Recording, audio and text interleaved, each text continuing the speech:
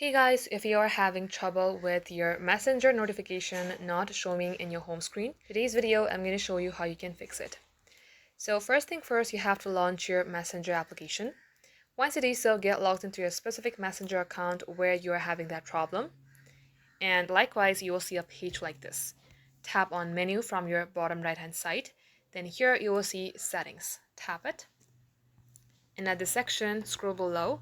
Under Preferences, select Notifications and Sounds. Make sure everything here is turned on. So simply turn it on. Make sure this is toggled on.